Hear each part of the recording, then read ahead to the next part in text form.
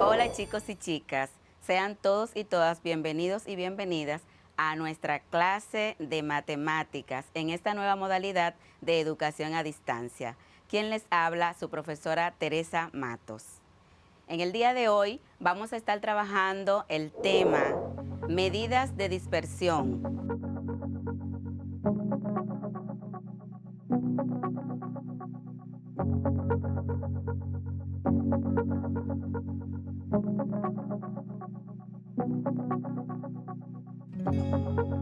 En esta ocasión, varianza, desviación típica y coeficiente de variación.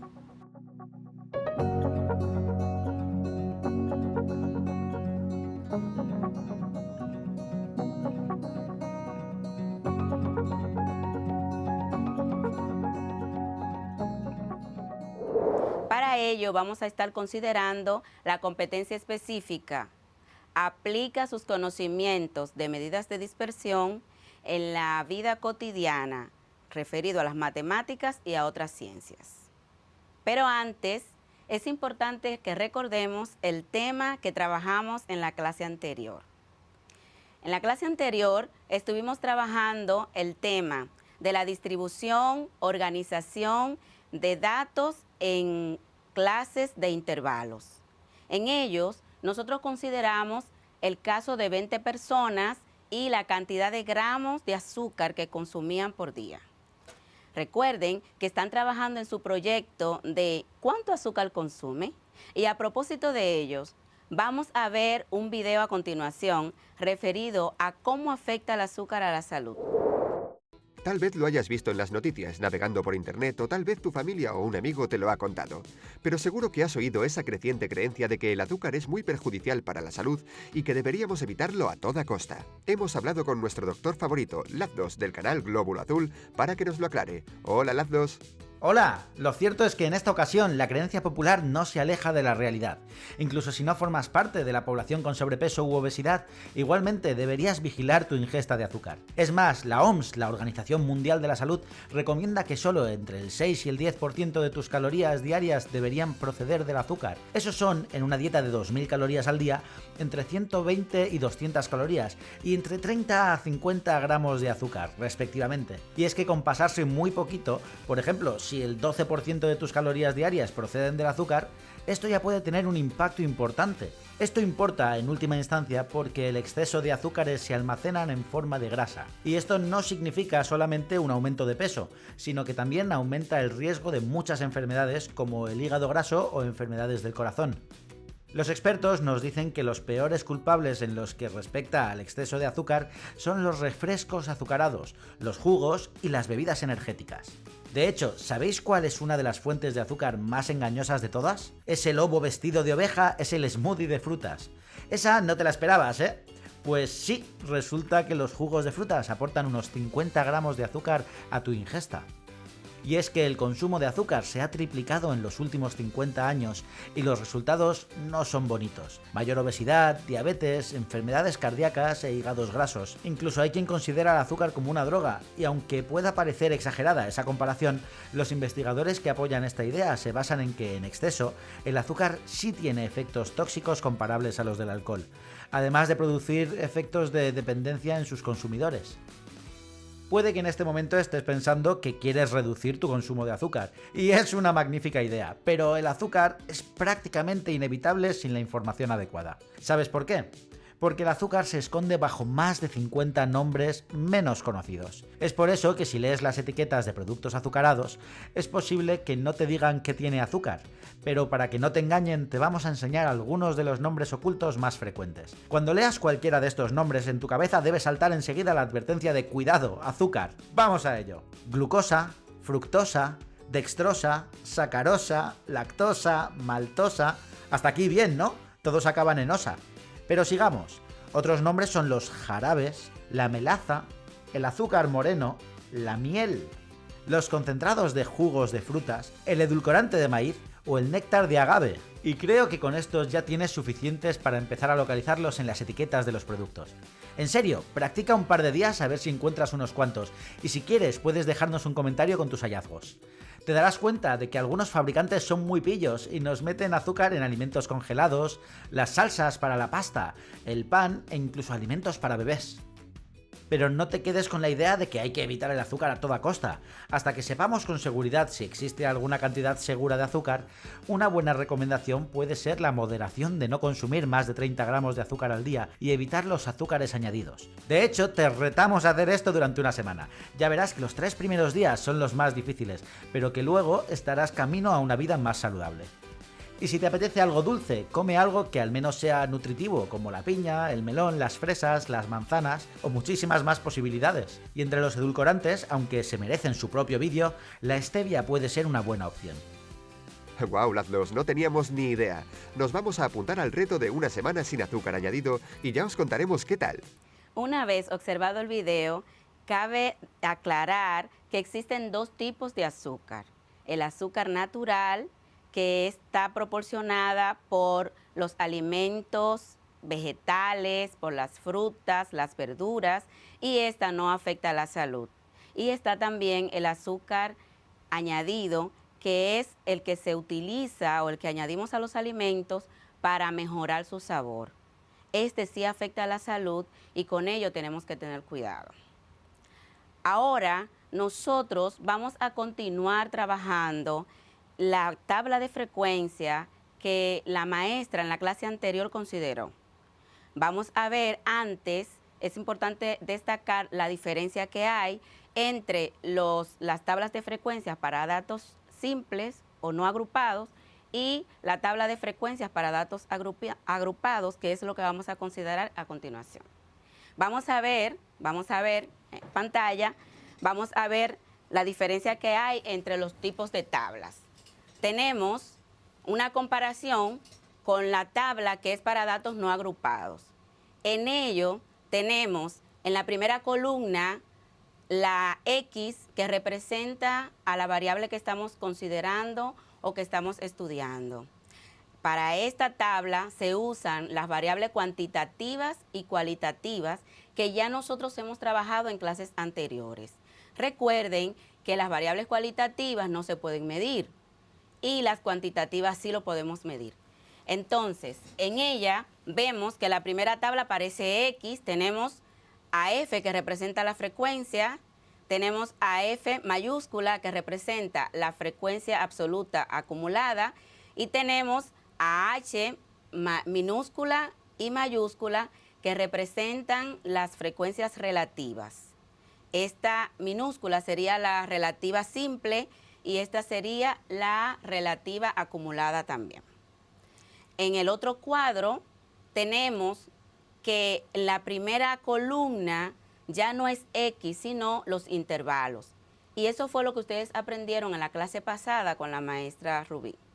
Tenemos acá 2 intervalos. Recuerden, por conocimientos de otros temas, que un intervalo, así como este que se ve aquí en pantalla, se llama mixto, porque tiene un intervalo cerrado al principio y tiene el intervalo abierto al final.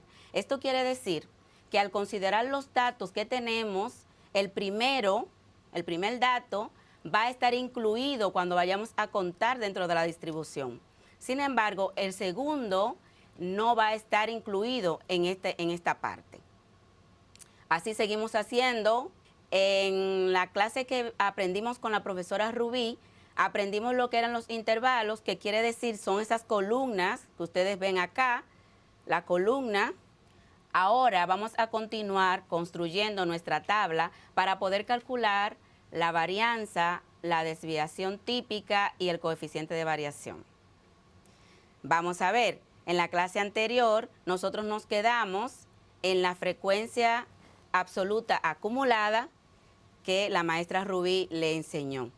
Ahora nosotros necesitamos calcular la próxima columna donde vamos a considerar a X por F. Y esta columna nosotros la utilizamos porque necesitamos calcular la media aritmética. Entonces vamos a empezar. Quiero que observen bien los que pueden estar en pantalla ahora mismo y los que no, que presten mucha atención.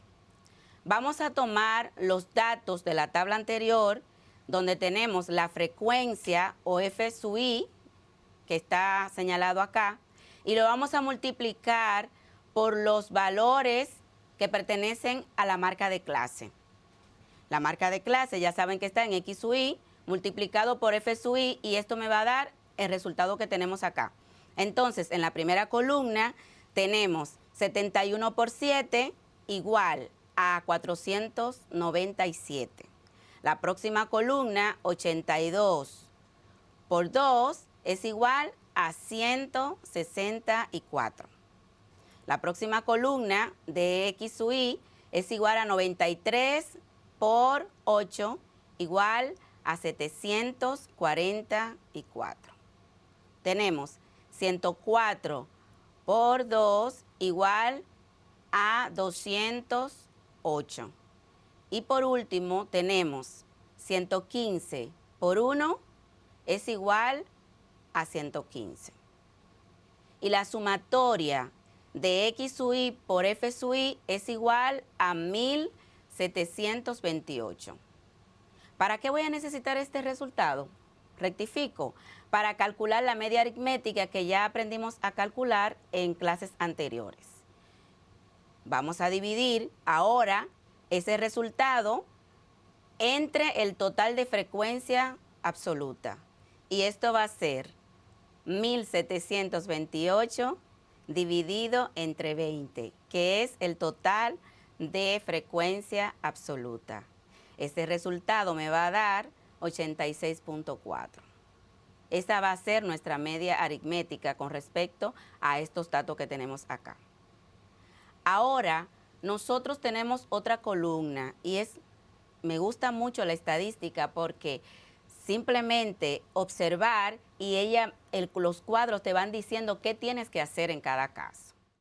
Para obtener los resultados de esta columna, solo tenemos que elevar cada dato de la columna anterior al cuadrado. La fórmula me dice que es la marca de clase menos la media aritmética elevado al cuadrado. Pero como ya eso lo hicimos en la columna anterior, simplemente lo elevamos al cuadrado. Vamos a tener menos 15.4 elevado al cuadrado es igual a 237.2. 4.4 menos 4.4 elevado al cuadrado me va a dar 19.36. 6.6 elevado al cuadrado me va a dar 43.56. 17.6 elevado al cuadrado me va a dar igual a 309.76. 28.6 elevado al cuadrado es igual a 817.96. Ahora vamos a continuar con la próxima columna, porque nosotros necesitamos esos resultados para calcular la varianza. Ahora vamos a multiplicar cada una de los datos de la columna anterior por la frecuencia absoluta. Entonces, la fórmula es X menos la media al cuadrado por F. Vamos a tener 237.2 multiplicado por 7 me va a dar igual a 1660.4. 19.36 multiplicado por 2 me va a dar igual a 38.72. 43.56 multiplicado por 8 me va a dar igual a 348.48. 309.76 multiplicado por 2 me va a dar igual a 619.52. 817.96 multiplicado por 1 me va a dar igual a 817.96. Y ahora, nosotros hacemos la sumatoria de esos resultados y nos va a dar igual a 3.485.08. Esos resultados son lo que nosotros vamos a necesitar ahora para calcular la varianza. ¿Ustedes recuerdan la fórmula de la varianza para datos no agrupados?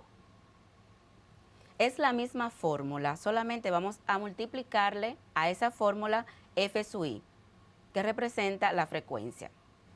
Ahora vamos a tomar los datos de esta columna y lo vamos a dividir entre el total de frecuencias.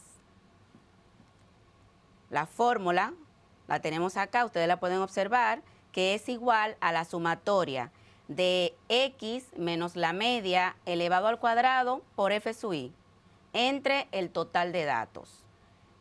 Solamente sustituimos 3.485.08 entre 20 y eso nos da como resultado 174.225.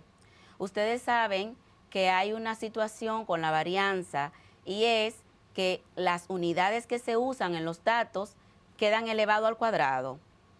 Pero para ello nosotros utilizamos lo que es la desviación típica. Con la desviación típica, los resultados quedan con las unidades correspondientes.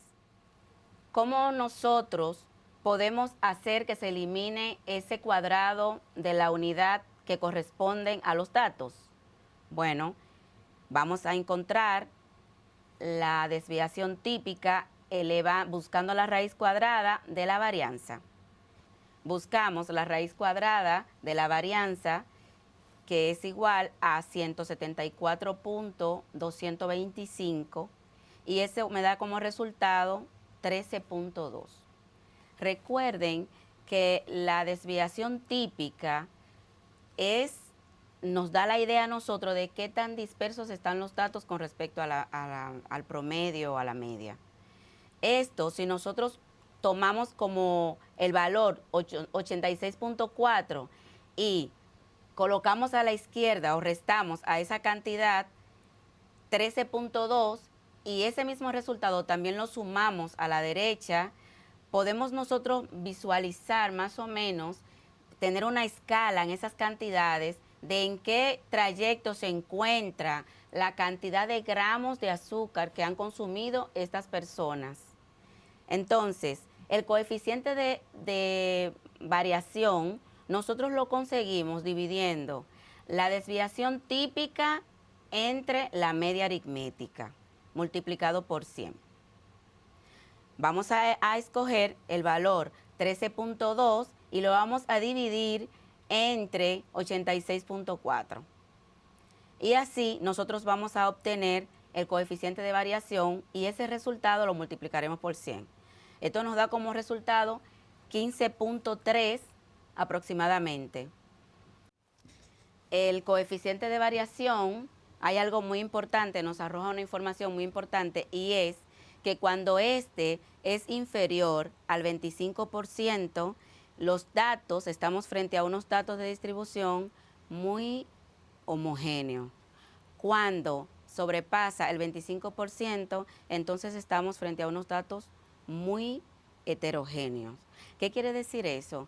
Que si tenemos una media y los datos son homogéneos, van a estar muy dispersos. Ahí entran lo que serían los datos atípicos que los maestros prefieren obviar, porque son datos que están muy aislados y no se toman en cuenta. Sin embargo, cuando los datos son heterogéneos, quiere decir que están muy próximo a lo que es la media aritmética. De eso trata todo lo que tiene que ver con lo que es las medidas de dispersión. En clases anteriores lo vimos, pero lo vimos para datos no agrupados y también vimos con un ejemplo en la pizarra, vimos que cuando tenemos el promedio o la media, la mayoría de los valores se encuentran en el trayecto que nos da la desviación típica, tanto hacia la derecha como a la izquierda. La mayoría de los datos están incluidos. Los datos que no se incluyen generalmente es a lo que se llama, lo que he mencionado ya, los datos atípicos.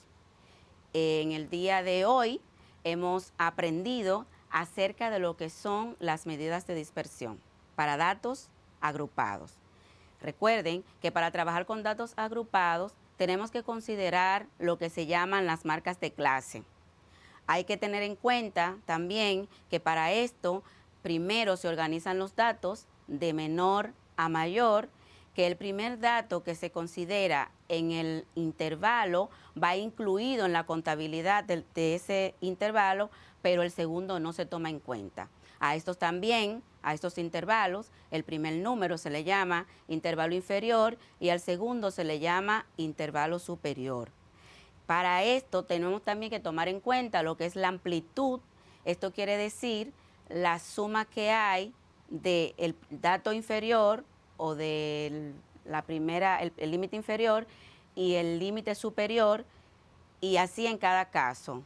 Y también el intervalo, que tiene que ver con la cantidad de líneas que van hacia abajo de manera vertical en la tabla. Así es que espero que estas informaciones le hayan ayudado y que lo que hemos aprendido en el día de hoy lo puedan poner en práctica en su proyecto que están realizando durante esta semana sobre cuánto azúcar basta. Recuerda que tienes que tener cuidado, que debes sustituir los azúcares añadidos por azúcar que sea natural. Y recuerda que cuidándote, cuida tu salud. Aprendiendo en casa, preservamos la salud. Es nuestro lema. Hasta una próxima entrega.